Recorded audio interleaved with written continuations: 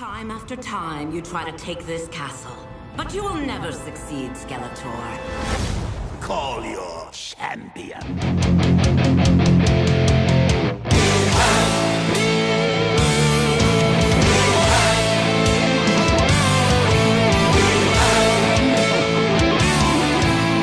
What's up, you beautiful collectors and action figure fans? It's the one and only Optibotimus coming at you with another video review. And on today's episode, thanks to the absolutely amazing support of the folks over at Mattel, we're going to be taking a look at their new Netflix Masters of the Universe Revelation, EVIL-LYN. A new figure in their Masterverse line for the package, absolutely fantastic. Very large box, as you can see. You got the logos right down there, her name, Mattel. You can see it's part of the Netflix series. Top section here says Masterverse with that really cool, like, rock hieroglyphic logo image there in the back. That's really neat. The side here has her name. That way you don't forget. The other side here has a gorgeous image of her. Again, really kind of highlighting the amazing artwork that they do. Even when you come to the back, this looks gorgeous. I've said it time and time again that regardless of the era that you are collecting from, the art that they put into these packages is always absolutely spectacular. And then you come down to the bottom and you can see the other figures that are available in this first wave. But for the packaging on her, that's about it. So without further ado, let's get her out here and see how cool she actually is. And here we have EVIL-LYN opened up and out of her packaging. And again, this is another figure I am really very impressed with. One thing worth noting is that she seems to come with the most accessories out of this entire first wave. Whereas, yeah, Mossman comes with 3 pairs of hands. And yeah, she comes with 3 pairs of hands. He also came with a fairly large effect hand. And while this does take up a considerable amount of plastic, I feel like the value here is a little bit better. As I said, she does come with several different hands. So in addition to some kind of casting sort of hands that have like her fingers sort of in an upward position, she comes with a pair of fists and also a pair of clutching hands that allows her to hold her staff or wand thing. One thing though that is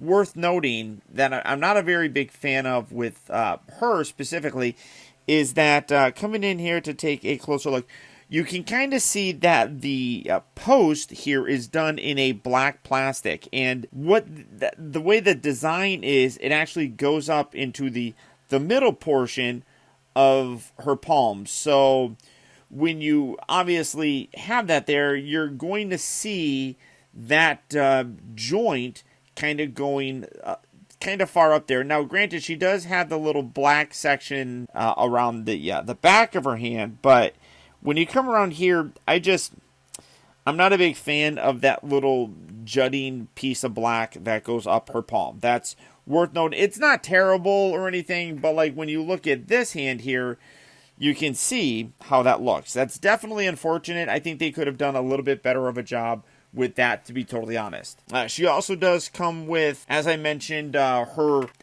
staff, wand, weapon. In different times, she used it as basically almost like a wand, and then another times she used it as a staff. So you do get 2 here.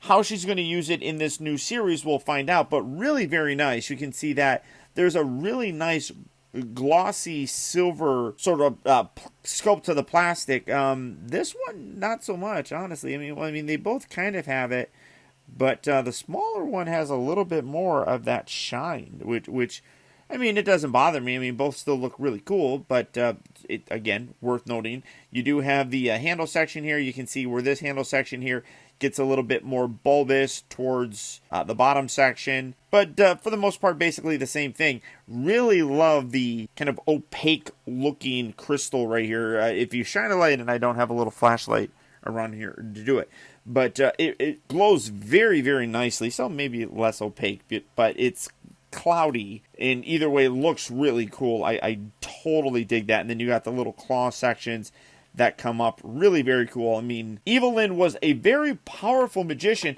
Not so much in the original series. We didn't get a lot of that. It was the 2000 series that really set her up as being a very powerful magician. And that's also kind of where this head sculpt comes from. Now, we saw that she had blonde, or well, not even blonde, like full-on white hair in that original 2002 series. But it wasn't this long, and she was younger when we kind of saw her with this. So, not sure what's going to work with this, but I love the fact that you get an alternate head sculpt here, and it looks really nice. I mean, great detail throughout there. The paint applications are really very nice. It does limit some of the articulation, though, because this is a fairly rigid piece of plastic that doesn't really help with the rotation or anything. But that is a gorgeous looking sculpt. The paint detail, like I said, really very, very nice on it. So I like the fact that you get this. You also do get this little purse sort of thing.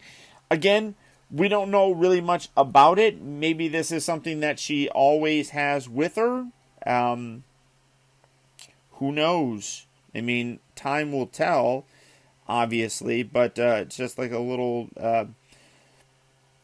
purse kind of thing. Maybe, you know, she uses it with her other hat. Who knows? Who knows? We will find out in due time, about a month or so, but you do get this as well. Nice paint on here as well. It's done in a primarily brown plastic, but you got some nice silver added there to the buckle, and what looks like maybe like a bookmark or something right there, or a little tassel. It's painted red. So you do get that, but you get a lot of accessories, and like I said, I'm surprised that we get another portrait. That's really cool. For the figure herself, for the most part, I'm happy with her. I did kind of talk about this in the Mossman review, that part of the neck thing, though, that I'm not a big fan of, and let's pop this off, you can kind of see that the ball joint, you have a little bit of forward and back. I really wish they put more of a hinge here so you can get the head in a little bit better of a position. As it is, I mean, that kind of sinks down there, so you can't really do too much. But yeah, I'm just trying to... That's a little bit better. It feels like the whole thing kind of collapses a little bit. But she doesn't really look like she has much of a neck, honestly. And it kind of feels like... And it doesn't really look like it from the side, but it kind of makes it look like she's constantly like leaning forward. Mossman, it didn't bother me really all that much, but it's noticeable here. And it will be noticeable on other figures. And I'll talk about that when we get to it. But the overall look and design of it is still really nice. It has a very classic look to her, like with the headdress and everything. And she definitely seems like she takes some kind of cues from that 2000 X series, like, you know, with like this and things like that. And then the coloring and everything. She looks really cool. I do really like her. Again, you do have that section right there. You also do have, like, if you look very closely, you can see the seam for her shoulders, like the two halves of her shoulders, kind of right there. That's a little unfortunate, a bit unsightly, but it doesn't look bad. But again, like, you can kind of see, like, where it just looks like her head is kind of drooping down. So you really have to kind of play with her torso to get her leaning back some, so it doesn't look like she's just hunched over. I guess that's the word. She definitely has a hunched over look. Now, again, I do not have the Classics one anymore, so I do apologize. But here is the Origins EVIL-LYN. So you're going to get that kind of look, and basically her original vintage figure. So you can kind of see what's going on with that. Because we have taken a look at Mossman. Here she is next to him, and you can see she's actually a pretty tall figure for the most part. I mean, Mossman and her are, I mean, they're from the top here of her headdress, and she's kind of standing funny.